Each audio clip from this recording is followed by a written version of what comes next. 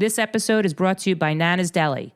Looking for a taste of classic comfort? Head to Nana's Deli, a local legend since 1981. With 2 convenient locations in Livingston and Jersey City, Nana serves up the best in deli goodness. Whether you're craving their famous tuna salad, mouth-watering sloppy joes, piled high pastrami, or a bowl of their signature soups, every bite is a taste of tradition. And don't forget to order my signature Food Czar Flats. Plus, Nana's Deli offers catering perfect for any occasion because who doesn't love great food made with care? Visit Nana's Deli today and experience the flavors that have been making memories for over 40 years. Make sure you mention Food Czar Podcast to receive 10% off your next order. Visit nanasdeli.com for menus, hours, and locations. This episode is sponsored by Likeware, the team that created my Food Czar logo and merch. I've worked with them personally, and they made the whole process super easy and professional. Likeware specializes in custom spirit wear and logo wear for schools, events, fundraisers, and even podcasts. They handle everything from design and printing to online stores and fulfillment using top quality brands. They may be based in Delray Beach, Florida, but they ship nationwide and offer free shipping on orders over 50 pieces. Visit likeware.com or email info@likeware.com to get started. Likeware, wear what you like. Mention Food Czar Podcast to receive a discount on your next order.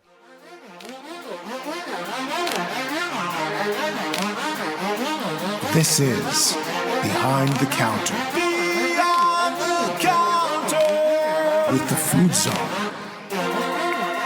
Here's Heidi. Welcome back to another episode of Behind the Counter with the Food Czar, which is me. And today's guest, I feel like I am lucky enough to sit down with because I feel like in a year from now and maybe 5 years from now, this guy's going to be a complete legend. And I'm going to say, I can't believe I got him way back when. So I'm sitting down with Billy from Loom. And if you don't know Billy from Loom, you're going to know Billy from Loom. Yes. Welcome. Thank you so much for having me. Thank you for coming. Well, I'm like, thank you for coming. I'm sitting here. I came to you. I appreciate that too. All right. So, Billy, let's start with the simple of how do you pronounce your last name? Because I wouldn't even begin. Yeah. So my last name is Polish. So it's Butrymowicz. And I'm actually only a quarter Polish, but I have this long Polish last name. And I'm 50% Irish and a quarter Italian. By the way, that's a great combo. And it's funny because I'm Polish somewhere but they changed the name. They wouldn't attempt to keep the long. So it's funny. We've like Googled our last name, and apparently there was this guy Mateusz Butrymowicz from Poland who basically did like what Martin Luther King did as far as civil rights, but for Jews in Poland back in the day. And, and there's a town named after him. So I'm assuming that that's where like my ancestry comes from. Sounds good, doesn't it? I'm sticking with it. So Billy from Loom, let's talk about why we're sitting here today. So for those of you who don't know, Loom Drink is a hot new juice drink that is more natural, less sugar, doesn't use plastic. Am I hitting all the major points here? So what it basically is it's juice, but it's a quarter of the sugar and a quarter of the calories. So like anybody that drinks juice for the most part, or has kids that drink juice, you always fill a quarter of the cup up with juice and you fill the rest up with water. Sure do. Because there's 40 plus grams of sugar in a 12-ounce serving of orange juice. So obviously people are reading labels and managing their calorie and their sugar intake more than ever before. And we noticed it was a void in our portfolio, and we looked into the juice category, and one thing led to another. So when you say portfolio, let's talk about your history, your background, and what made you decide to jump into this product. Yeah. So as far as beverage startup founders go, I'm in a very unique situation, being that I've grown up in the beverage industry. So when my father is from Newark, New Jersey. Yeah, Newark. And was a truck driver out of high school for Pepsi out of South Kearney, and decides he's going to quit his job as a truck driver to open up his own distribution company. and I was That's huge. Yeah, I was 7 years old. It's like the most quintessential American dream story. Sure. So we started out of our house. He would go buy product that was on sale at like ShopRite, and then he would like sell it to pizzerias and whatnot. And he started having some success with Snapple back in the late 80s, early 90s. When it first hit the market. Yeah, and like Snapple was like a hot thing. Like it was on Howard Stern, and it was on The Sopranos, Yeah. and it was on all these. And it's a New York based brand, so like the New York metro area is where it really popped off. And he started having some success with it, and then eventually he was offered the rights to purchase the exclusive distribution rights for it. For Snapple. For Snapple. Wow. Yeah, for our territory, which is the Jersey Shore. Yeah. So we went from like working out of our house to working out of and by when I say we, I mean my family. I was just gonna say, how old were my you? mom and my dad, so they started when I was 7, but we got our first warehouse when I was about 10. Wow. Yeah, and it was 15,000 square feet. How fun for a 10-year-old. And it was awesome. So like I was into hockey, so I used to bring my like rollerblades and like So the fun. floor's like really smooth and we Yeah. would skate around. But I used to work here in the summer when I was in intermediate school and whatnot, and I would load the trucks and answer phones and do all that stuff. And then and as I got older, I just learned the business from the ground up. And you know, once he got the exclusive rights, all the other distributors around him, he either acquired them or they went out of business. So then all of the independent brands that weren't owned by Coke or Pepsi would come to us looking for distribution. Right. So we got to see like all these new brands would come to us and ask us to help them build them in our area in New Jersey. Wow. So I'm talking like legacy brands like Sobe and like Fiji Water, when people thought it was completely insane that Yeah. why would someone pay $2 For Fiji water, for a yeah. bottle of water? So Why It's- would they? so it's funny. So we actually went out when we got the product, we went to all the most affluent neighborhoods to try to sell it, thinking that the people that had the most disposable income would want it, Yeah. and nobody wanted it. And then we brought it into like inner city areas, and that's where it sold the most. Why is that? Because I think people like used it as like a status symbol. Oh, interesting. Yeah. Yeah. Okay. I can understand that. That's That's so fun. yeah. That's amazing. So like I've been fortunate enough to where I know a lot of the founders of the biggest brands that we've in the non-alcoholic market personally, and they've all come in here and I've listened to their game plan and their roadmap to success. And then there's like hundreds of brands that you've never heard of that I mean, only 1 in 10 beverage brands makes it. And I've learned a lot from them too, like knowing what not to do. You know what I mean? So what do you think makes a brand, like, can you tell right away they're going to make it, they're not going to make it? Yeah, I think like you don't know exactly. You know when someone's not going to make it, and then you know when someone has a chance. And if someone has a chance, that's pretty good. Like Yeah. for me to think that. Like, Yeah. So basically, the packaging and the liquid and all of that is, most of them are very cool and they taste very good. It's whether or not the founder or whoever's running the company has beverage experience and understands route to market. Yeah. And like that's really where people get hung up. Like people have great products, but they don't know the industry. They don't understand the cost of doing business in the industry, and they don't know how they want to get to market. And a lot of one of the biggest problems I see with young founders who don't understand the business is they spread themselves too thin too early. Sure. And I'm sure they also don't want to pay for certain marketing and certain, right? All those things. It's not even that. I think actually sometimes they want to. And like they have like all of these opportunities hit them to where like, oh, I'm going to get visibility right away. Like I'm going to pay. Yeah, sure. We're going to do this. We're going to do that. Or every single opportunity to get into a chain account regionally. Yeah. So like, there's grocery stores that are regional the way the ShopRite's regional in the New York metro area. Yep. There's grocery stores like that all over the country. Sure. And, they'll have somebody in the Pacific Northwest, which is a major market, hit them up and say, hey, we want to put you in 500 of our stores. And they jump on it because they want to move as much product as they can, but they're not really penetrating that market. And what they're doing It's like is too much too soon. they're just putting it out there, and they don't have any traction. Yeah. Yeah. And then it ends up biting them in the ass. So let's go back for a second. So your parents are running the warehouse. You're 10-year-old Billy. You're skating around the warehouse. You're working there on the weekends. And then do you go to college or what happens? Yeah. So I went to community school while I worked here. My father never went to college, and I was supposed to be the first person to get their college diploma. So I went to community school. I like the word supposed. Supposed to, yeah. Yep. And not to get off topic, but at the time, I was like, I got a set of turntables when I was 16 years old, and I started like DJing a lot. And I was working at all the nightclubs along the Jersey Shore. I mean, that's so fun. It was cool, and I was a kid. What was your DJ young. name? It was Billy the Kid. Oh, come on. That's awesome. Yeah. I'm 43 now. When I was like 20, I look like I was like 15 years old. Yeah, you still look very young. Yeah. And buddies of mine owned the nightclubs in Seaside, and they put me on there. And then from there, I just kind of like, I built a name for myself. Yeah. And then, but at the time I was going to school, and I was also working here. And it was like my side thing, and it was like I was like passionate about it. Yeah. Right? And I got my associate's degree from OCC. Yeah. And then I moved down to Florida, where I went to school at Florida Atlantic University. Yeah. And FAU. The Owls. And I was down there, and one of my buddies moved down there with me, and then I met a bunch of guys from Long Island, and I started DJing down there.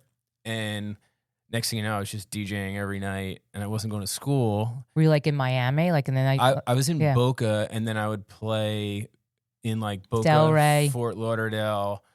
I mean, Fort Lauderdale was where it was at. It was fun. Yeah, it was fun. Yeah, and in Miami, and I started doing really well with that. And then all the guys that I was hanging out with from Long Island, they ran all the clubs in the Hamptons, so we all moved back. And then I was resident in all the clubs in the Hamptons for like 4 or 5 years in the summers. And then I would come back here, and everybody thought it was cool that I was a resident in the Hamptons. Yeah. I played everywhere here. But at the same time, I never took my foot out of Seaview. Like, I was still, when I was in Florida, I wasn't working here, but that was like a year. But besides that, I never really left here. Right. So was the plan always for your parents to have you work here? Was your plan, besides being Billy the Kid, to work here? Yeah, I think like my dad definitely wanted to like me to inherit it. Yeah. And I was like torn for a little bit because I was making so much more money DJing, and I was in my early 20s, and like I was having a good time. You're like God back then. It was really cool. Yeah. But at the same time, there was like one particular night where it was like Labor Day weekend. I was playing at this place called Stereo in the Hamptons, and the owners were flying to wherever, and they were like, "Come on, you're coming with us, and we're going to go all over." And I was like, "I can't. I got to go to work tomorrow." And they were like looking at me like I was crazy. And that was like really the actual like moment that I made a decision to where, you know what, and all the people that I looked up to in the DJ world, were like my age now. Yeah. And they, a lot of them had either dealt with or had drug and alcohol problems and stuff like that. And it was just a really abnormal life that I had a good time with, but that's not the way that I grew up. And I knew that I had something special here, and I knew what I was doing here. So I made the conscious decision I'm going to fully devote myself to Seaview, which is our distribution company. Yeah. And I came back here, and I took the ball, and I ran with it. You know what? No college degree can teach you what you just said. Yeah. You know what I'm saying? Like that to me, that's probably the smartest decision you probably ever, I mean, I'm like a mom, so I'm saying it, and I'm a little bit older than you, but that's such a good decision because you're right. The lifestyle is crazy, and it's not, you're like living in a fantasy. Yeah. It wasn't sustainable. Yeah. I mean, you would have burnt out in 5 years. Yep. That's, good for you. Your parents must have been very proud. Yeah, and it was cool. I got to experience a lot of really cool things, and it actually did a lot for me business-wise to where it built my confidence. I felt comfortable talking to pretty much anybody at the time, or like we were talking about getting in front of a camera and stuff like that. Like, it was all fine. Like that really, I really like blossomed, which maybe that's what everybody does in their 20s. You know what I mean? So That's what your 20s are for. yeah. I think I was able to incorporate that into business as well. Yeah, that's amazing. So, okay, so you're in your 20s, you now take over. Do you take over, or you just sort of like now weave yourself into the business? Yeah, so like my father ended up buying a condo down in Jupiter, Florida. Nice. And he started traveling back and forth, and like he got to the spot where he felt comfortable with me. And there's a upper management team that's been here for a very long time Sure. that get a ton of like, this isn't like this isn't me doing all this. Like we had a team of people that really helped build this business from the ground up. Right. And yeah, he felt comfortable with me taking the reins, knowing that I was like going to be 100% devoted to it. And that's when I really like got super involved in beverage, like to where I was talking to every young brand. I really had my finger on the pulse of the industry. Yeah. And I joined this group called the NIDA Group, which is a group of like independent distributors that covers from Maine down to basically Philly. Wow. And they're really powerful. And there's like hundreds of years of combined experience between all of these guys in the room, most of which are like in their 50s and 60s at the time. Right. And I was like super young.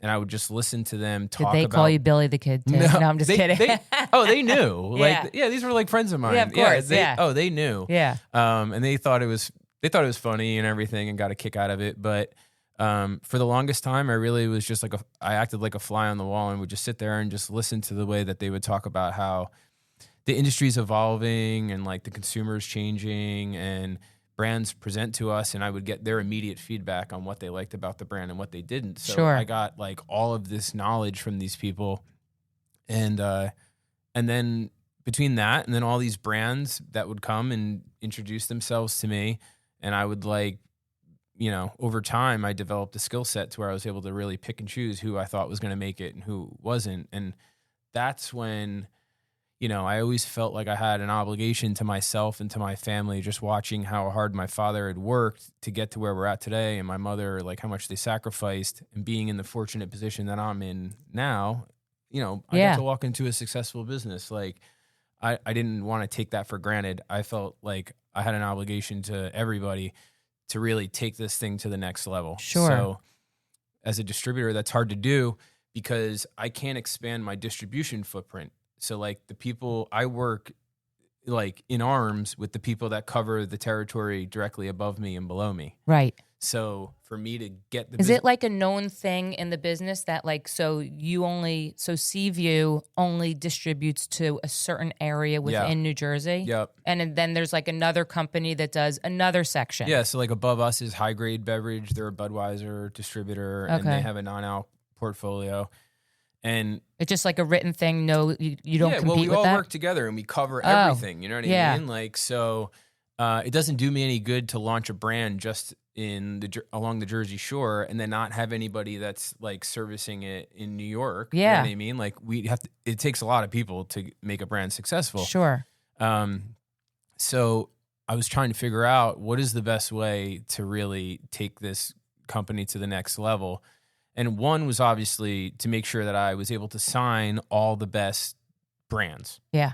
You don't want anything to slip through the cracks. You don't want Red Bull to come around and then you turn on it and then it turns into Red Bull and you lose out on all that volume. So you had to make sure that you knew what was going on and that you saw the potential in certain brands. Was there any brand that you turned down that you're like, I should have? So me personally, no, but my dad turned down vitamin water. Oh, wow. Yeah. And his logic was, and like, it's easy to be a Monday morning quarterback and think about it now. Yeah. But like, think about like, why would anyone want to drink water that tastes like vitamins? Like everybody hates the taste of vitamins. You know what I mean?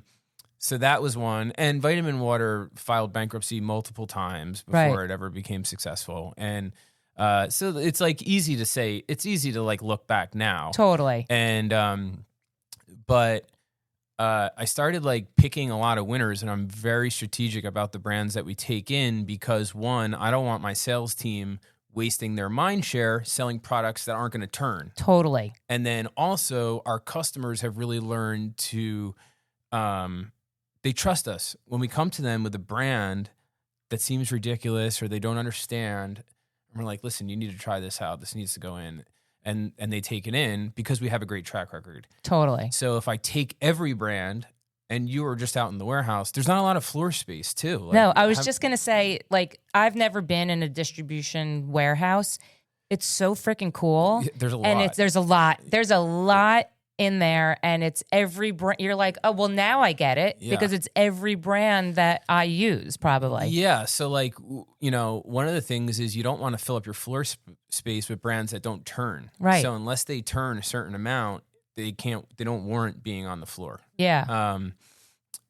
So it seems like every brand in there. I mean, I told you the minute I walked in, I was like, Hal Seltzer. I saw Saratoga. You see Snapple. You see, I mean, it's every. Yeah, we get all the big brands, and we start off with them. Like, I could tell you the brands that are going to be the next big brands. You know what I mean? Yeah. Like, we have them signed, and we have good contracts with I want them, to and know. that's what I we're want to doing. see. And we build them up. So, the way that I thought that I could get ahead was I should start investing in the brands early before they blow up, and then if they get acquired by a Coke or a Pepsi, not only do I get my contract buyout, but I would also have equity in the brand as well. So when a brand is starting, do they look to the distributor as an investor? Is that something that happens? Yeah, I mean, it's good to have investors have distributors who are investors because they're going to push your product more. Yeah, it's motivation. And if they have more skin in the game, that's going to, you're going to be a priority in a catalog of 100 different brands. Yeah. Yeah. So like we're fortunate at Loom to where we have a bunch of our distributors are investors in us as well. And also it shows that there's faith in the brand from people who know what they're talking about. Sure. Yeah. All right. So let's talk about Loom. So let's start with the name. Yeah. So Loom is, we wanted to come up with a name that everyone could pronounce.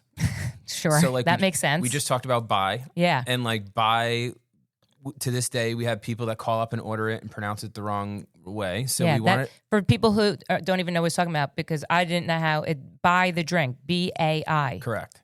And it's like, I feel like nobody knows how to pronounce it. Yeah. And it's like, or maybe just me. Yeah. And like, I mean, there's a lot of brands that we've had where people mispronounce it. Yeah. Because we're dealing with retailers and stuff all the time. Yeah. So we were like, we got to think of something that's very easy for people to pronounce. And typically like between 3 and 5 letter words are like the sweet spot. Yep. And we came up with Loom as short for heirloom, like a gift passed down through generations. Oh, I like that. As a nod to my dad and to the mentors that I've had in the industry. That's so nice. Yeah. See, now I love it even more. Yeah. How do you So like it's that? Like it's like an heirloom. And then from there, we had to come up with like a brand voice. And so we came up with Juice from the Future. And the reason that we picked that was, one, in the future, people won't be drinking juice with 40 grams of sugar in it. No, they won't. That's not the way the world is moving. No.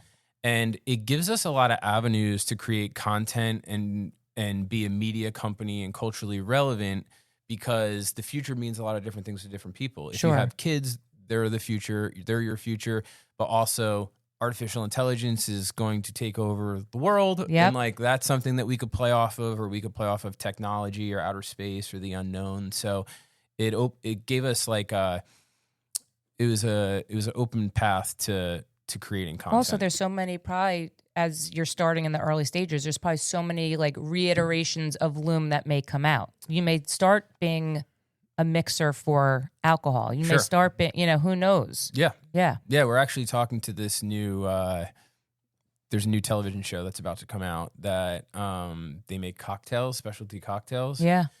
And like we had talked to, do you know the brand Fever Tree? They're like, it's like the really like nice club sodas and stuff.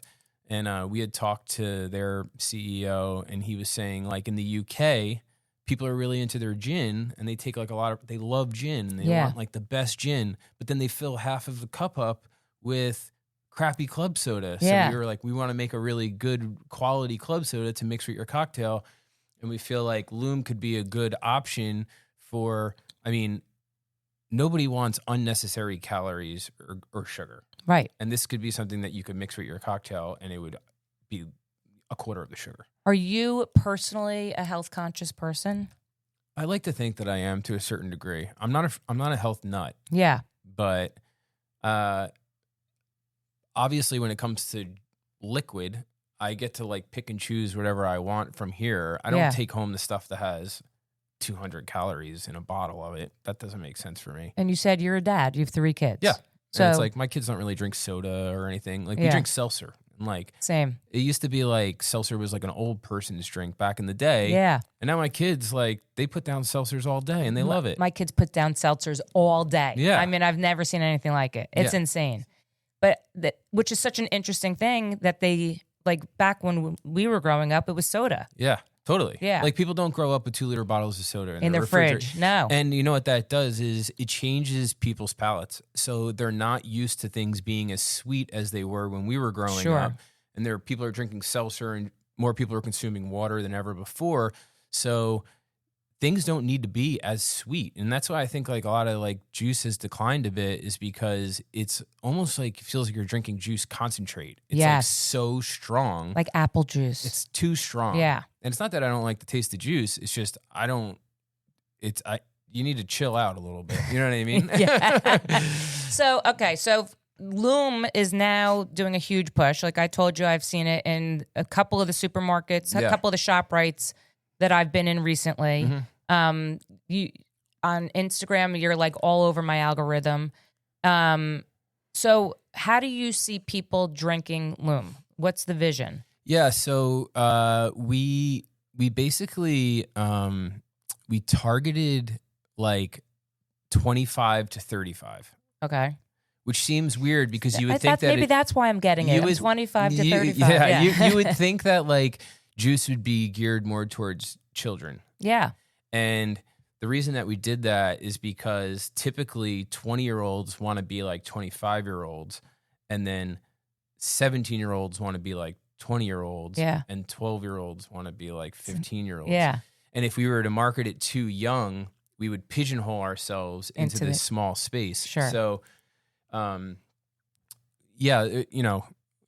social media has been crazy. We doubled our following in the last 30 days, which that's insane. Is pretty crazy. Gained over 10,000 followers. Why do you think that is?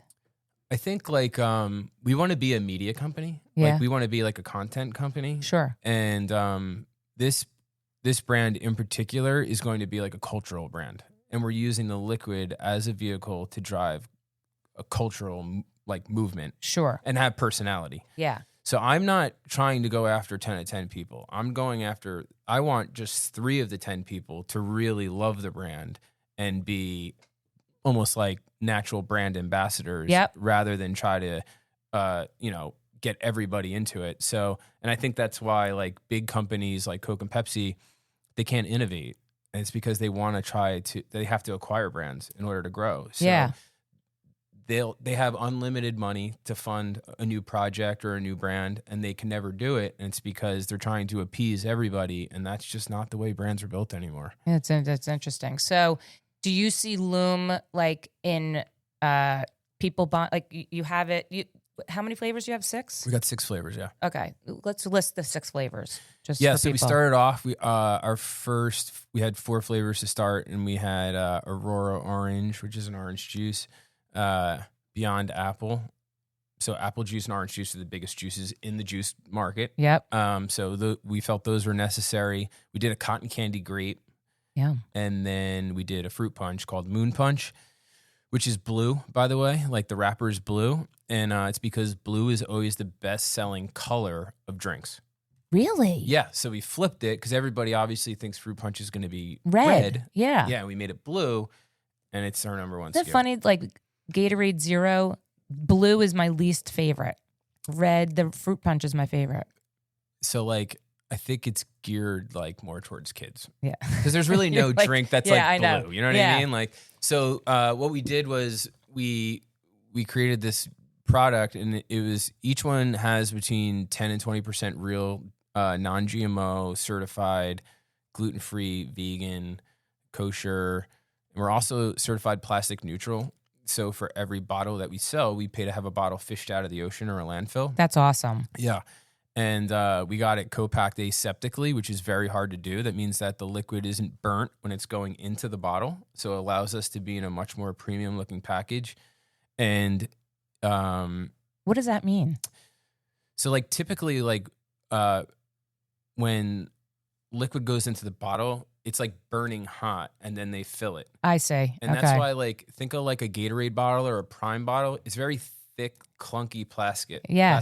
Yeah. And it has like ridges in it because it needs to withstand the heat from the liquid when it goes in. Wow. Our brand is really like smooth and looks almost like a fresh pressed juice. Yes. Because it goes in at room temperature. Oh, that's interesting. And then the liquid's not burnt, so you don't. If you leave a bottle of Nantucket Nectar orange juice on the shelf in a ShopRite for 6 months, it almost looks brown. Yes. Because it was burnt at one point. Yeah. So it's a higher quality co-packer. Wow. Okay.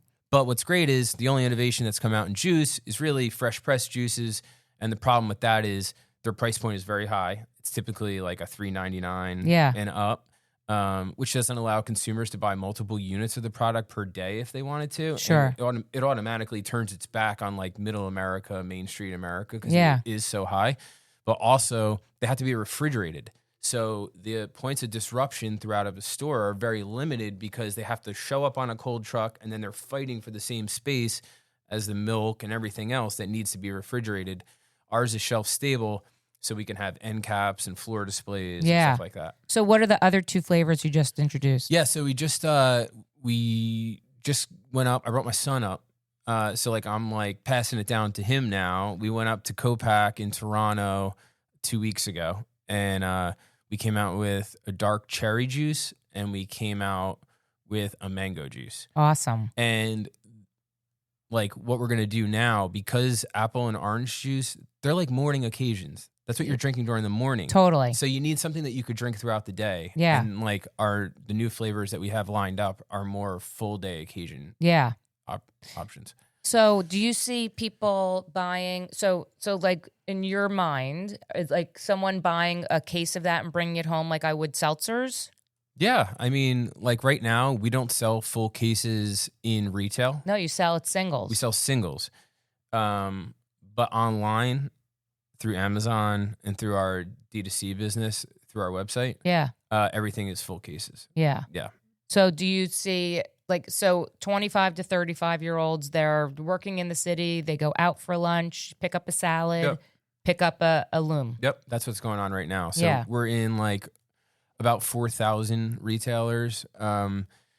And most of them are independent accounts, meaning pizzerias, convenience stores, delis, et cetera. So people are buying it as a one-off because you got to remember, like, for someone to make the investment of $25 or $30 for a full case before they try one bottle, you know what I mean? People want to try it first. Yeah. You want it to catch on for them as a brand, like Snapple. Or, and it's easier if you do that if you're selling, if it's $1.99 or $2.49. So was the development part fun for you? Like the tasting and the packaging and all of that? Did you do that here? Is that here or well, off-site? we worked with a company.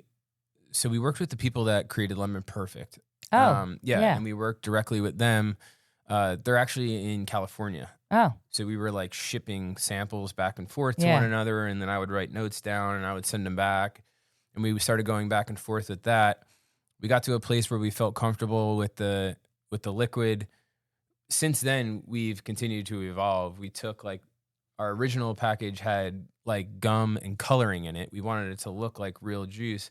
And then we thought, like, why is this necessary? Like, we want this to be as clean as possible, so it looks natural. It's natural. Like, that's what it is now. So, did your kids get involved in the tasting of it? Yeah. Oh yeah. That was like a whole thing. Dad, this sucks. This is amazing. The box would come, and we would sit there, and they would be like looking at me like they thought everything was good. Yeah. I thought like maybe they were like scared to tell me if it wasn't good or anything. I'm like, it's fine. You got to tell me, you know. So that's so fun though. That's fun. That's probably very cool for them to see. Yeah, it was really cool. And I think like maybe because I'm like a little bit older now, I'm more mature. Like I was really able to enjoy like some of it. Yeah, like, you know. And then the packaging was great. We worked with Brian Tice, who's our creative director, and he worked at Buy. Yeah. And he was over there with Chad Portis. I love by the way. I do love it. I'm just saying, I just didn't know how to pronounce it. It's but I mean, that was a $2 billion sale. Like, that's a very big brand. So we started working together. We got connected through a friend, and we kind of hit it off. And I mean, I talk to him like every day. He does a lot of our marketing stuff for us. That's awesome. So, okay, let's fast forward. Like I said in the beginning, like in a year from now, I feel like I know nothing about the beverage industry. I just know what I see. Yep. In a year from now, I think you're going to be like so much bigger than you are now. But what's your and that's like such a blanket statement, right? Mm-hmm. Generic. What do you see? I think you just I have to be focused and take one day at a time, if I'm being honest. Yeah, that's and it's like, I don't want to get ahead of myself. I think as long as every day we're progressing and we're productive. We've signed all these distributors. As a distributor, it's been very easy for me to sign distribution. Sure. Which is very hard for brands to typically do. Okay. So I have distributors signed all over the country already, but I haven't even launched them. So when does that happen? So are you starting? So right now you're starting obviously with starting here, localized, starting with in the Northeast. Yeah. We had Michigan that insisted on taking the product, so we launched Michigan. We launch Ohio next week, the whole state, which is a big market. And then, but how's Michigan doing? Michigan's great. Detroit is killing it. Detroit's Wow.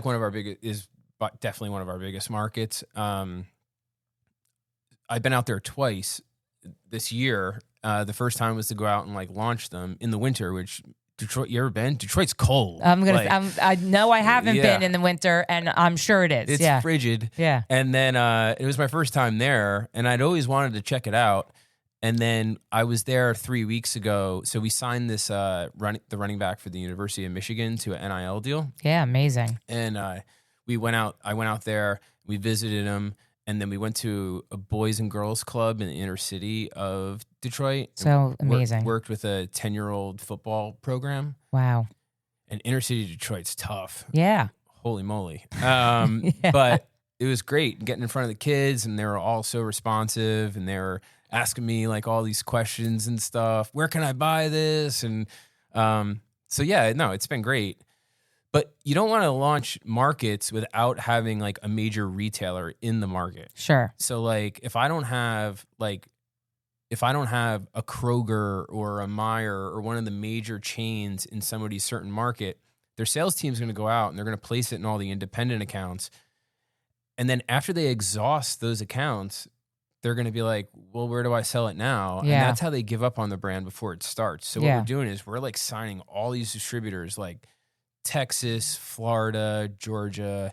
Like Carolinas. In Florida, it's like Publix. Yeah. Okay. So like I want to get Publix, and then I already have the distributor set up, and then we just send it right in. It's awesome. Yeah. So like typically, I feel like young brands, they get the distribution and they're like, all right, take product, and we're actually like we're holding it back and we're waiting and we're making these chain sale calls. So it's a slow roll, state by state. Gotta be strategic. Yeah.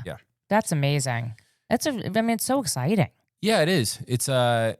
It's definitely stressful, but good stress. I'm built for it. Like, you know what I mean? Like, it's like I watched what my dad was able to do and where he came from and the life he was able to make for himself. And with the relationships that I have and the position that I've been put in, like, there's no reason that this won't be successful. I don't have a doubt in my mind. Well, you're paying, in more ways than one, paying respect to you also can't name the brand after your dad and then have it fail. You know what I mean? That's exactly right. Yeah. That's exactly right. He's from North Jersey. Like, that's not going to fly if you do not. I don't really have a choice. Is your dad still around? Yeah. Oh, so that's amazing. Yeah, he's in Spring Lake right now, and then he lives there in the summer, and then he goes Jupiter. back down to Jupiter in the winter. He must be so proud of you just to see where you're taking it. Yeah, he is. Yeah, he's enjoyed it too. So let's wrap it up, right? So Loom Drink, and by the way, I like those stickers that I see around. Are those your stickers? Yeah, that's us. Oh, yeah. So I'm a big like cultural person. Like I'm into like street fashion, and like I was into the DJ thing. Yeah. I was into like I'm a big like Grateful Dead guy. Like I see them. I see your stickers around Asbury. they're everywhere. Yeah, they're everywhere. And what we did was we went out, and before the brand was launched, we put up wheat paste. We did wheat pasting, like out. We did like street art out in the streets, without the bottle on it, without the website on it, nothing. No one had any idea what it was, and like we did that to create like intrigue. Yes, of course. So like if we just put up like posters of the bottle and everything and wrote like coming soon, people don't like to be sold to. Yes. So we like put up very abstract things with the name on it. And similar to like, I remember when I was a kid, I used to go to the city and I used to see the Obey giant face. Yeah. And I was like, what is that? You know what I mean? Yes. And so we put out a bunch of, we had a whole street team and we went out, including myself, and we wheat pasted everything and we got a bunch of visibility, and then like the graffiti artists and stuff locally started to know who we were, and then we met up with them at Bond Street. Yes, that's very cool. And then they started putting stuff up for us, and like we were kind of like we're low to the earth. You know what I mean? Like, what's nice too is you are mixing all the things that you're passionate about in this too. Yeah. I mean, that's pretty cool. No, I know. So no regrets not staying with Billy the Kid, the DJ. No. There's a lot of money in being a cultural brand. Yes. So like that's the way that I look at it. Merch. I want it to be like completely authentic to who I am. Yeah. And if there's authenticity in it, then there's going to be attraction to it. Are you trying to sign more? You have another athlete also. Yeah, we have Juice Wells. He played for the Giants last night, so that was cool. His How'd he do last His name night? is Juice. Yeah, like, I mean, it's pretty, yeah. And so he went to school with Jackson Dart, who's the new quarterback for the Giants. And it was great. We met for the first time at the Weehawken football stadium on top of the Lincoln Tunnel. Yeah.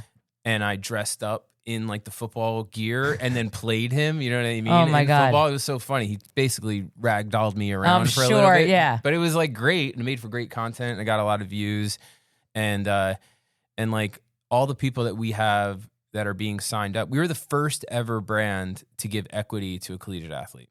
Wow. Yeah, it was big. That's huge. It was on ESPN and Sports Illustrated and USA Today. And then I have like all these now, like every collegiate athlete's reaching out. Of course. And it's really cool. But one of the things that I tell these people, and I had a meeting yesterday with another management team, and it's like anybody that gets involved with our brand, if these football players never take another snap again, they're still going to be part of this. You know what I mean? Like I'm investing in people. Like I'm not trying to bastardize somebody's social media following or anything like that. So we have musicians that we're dealing with. It's awesome. We have this and that. It's been really cool. Would you want to be in stadiums and? Yes, we have this one venue that we sponsor right now. We did Fish Mondegreen, like Fish, the band. Yeah. Yeah, they had a festival last year. We had just launched. We got invited to be part of it. Do you love Fish? Yeah. Yeah, me and my wife. Are you a Deadhead? Yeah. Oh, so like, I'll tell you offline who my favorite podcast was. One of mine. Oh yeah, I listened to The Artist. Yes. Yes. Yeah. I listened to that. Yeah. Tony Rianegro. He's awesome. That's funny. Yeah. Yeah. So like after I got out of DJing, I like told myself, I'm not going to listen to. I don't have to keep up with music anymore. I could listen to whatever I want. Yeah. And then me and my wife, and my brother and his wife, we just started traveling the country and seeing Fish, and it was like liberating, like compared to being in a nightclub every night. Is your brother in the business too? No, he lives down in Jupiter. Oh, okay. Yeah, so he's got his own business going on. But, so we hit a bunch of Fish shows, and when they invited us, we were like, hell yeah. It was great because like I could talk to that community like very freely, and I know what I'm talking about, and it's like really supportive community, like Deadheads and stuff like that. It's a community. It really is. So like they posted our stuff everywhere, and then from there, AEG and Bowery Presents reached out, and now we do a venue in Brooklyn called Under the K Bridge, which holds I think 12,000 people, and we did like Turnstile's album release party, and then we did Cardi B at a show there, and the Fortet, and Empire of the Sun, and like we have Swedish House Mafia coming up. So like that's awesome. Yeah, we're involved in like cultural, Yeah. And it's like a very eclectic, cool crowd and like a really raw space. So it's kind of cool. And that's your vibe. It's literally under a bridge. That's very really cool. Yeah. Yeah. So okay, let's go back to the wrap up because we keep getting distracted. Sure. So which is nice. It means we have a lot to talk about. Yeah. I could do so Loom, You can get it if people want to try it. Yep. In a supermarket near you. Where can they get it? Yeah, so it's available in ShopRite right now, which is Yep. like the largest grocery chain in the New York metro area. But obviously, you can get us if you have on Amazon Yep. or Amazon Prime product, and then you can go to our website at www.drinkloom.com. We have merch. We have all kinds of stuff. We work with New Era, who's doing our apparel for us. Which is really cool. Yeah. Good hats. Yep. So I'll wear a hat. Yeah, I know. I should have brought you one. You should have. It's Yeah. my thing, man. Well, It's all right. you're right down the street. I am. Yeah. I'll come back. Yeah. I'll come back. Yeah. But yeah, we're Jersey, Connecticut, Pennsylvania, Michigan. soon to be Ohio. So basically, look out for the rollout and try Loom. Yeah. Right? I mean, try Loom. Sell it. Yeah. Come on. Help me out here. Bill, thank you so much. Billy the Kid. Thank you so much for having me. Thank you so much for sitting with me today. I'm excited for you. I am going to be a proud drinker of Loom. And I can't wait to see what's next for you. Yeah, me too. Thanks. Thank you. Yep. If you are hearing this message, I want to thank you so much for tuning in. I'm truly grateful for you and this opportunity. The purpose of the Behind the Counter podcast is to bring food, people, and community together. I hope you'll return for more episodes and explore with me. I want to personally thank Fran Linnell of Design 68 for my amazing Behind the Counter podcast logo, and Travis Lohenberg for my awesome Behind the Counter music, and all the guests that take their time to sit and talk with me. I hope you enjoyed this episode, and if you did, please leave a review on Spotify, Apple Podcasts, or wherever you hear your podcasts. If you'd like to support the Behind the Counter podcast, please subscribe, share with your friends and family, and you can follow me on Instagram at Heidi Blum. If you have any feedback or stories that you want to share, you can email me at foodsarbtc@gmail.com.